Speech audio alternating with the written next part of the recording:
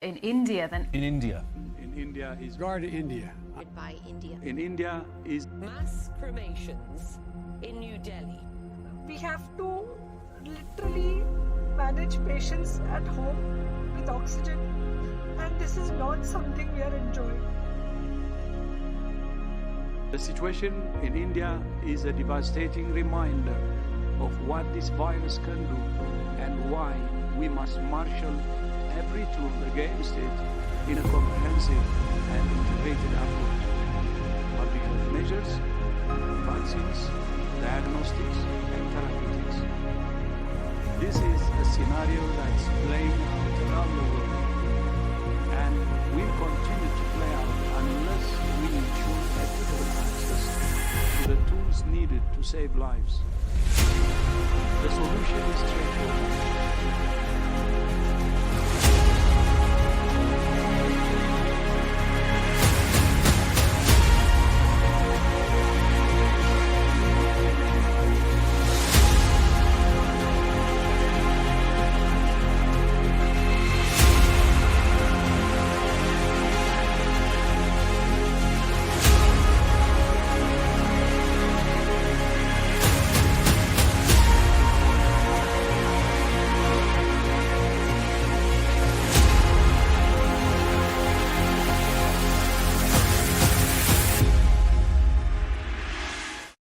लोगों की मजबूरी का फायदा उठाकर आज भी कुछ लोग सिर्फ धंधा कर रहे हैं। धंधा।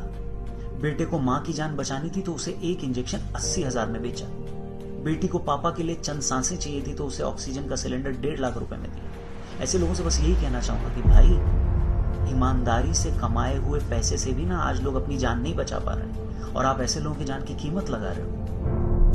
आगे नींद आएगी ना तो सो नहीं पाओगे, रोना आएगा ना तो रो नहीं पाओगे। ऐसे पैसे कमा के कहां ले जाओगे? It's a variant of interest, the B1617 lineage. This was first detected and reported by India, having two mutations, the E484Q and the L452R. Those are specific mutations within the genome. This was reported by scientists out of India. They actually presented to us at our Virus Evolution Working Group on Monday, giving us some information about the studies that are underway, and working in collaboration across the country, but also with scientists around the world.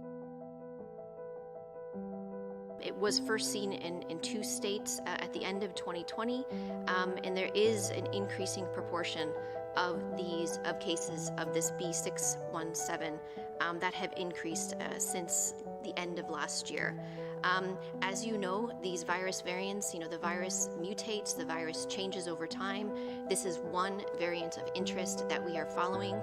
Having 2 of these mutations, which have been seen in other variants around the world, are concerning because there's a similarity in these mutations that confer increased transmissibility, for example, and some of these mutations also result in reduced neutralization, which may have an impact on our countermeasures, including the vaccines.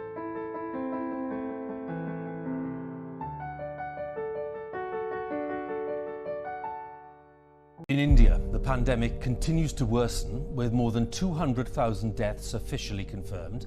On average in the past week, more than 340,000 cases of coronavirus have been reported each day. That's an infection rate which is more than 20 times higher than 2 months ago.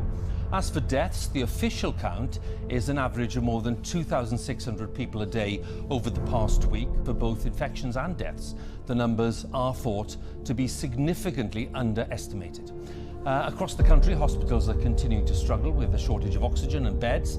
As our correspondent Yogita Limai reports from Delhi, there are some upsetting images in Yogita's report.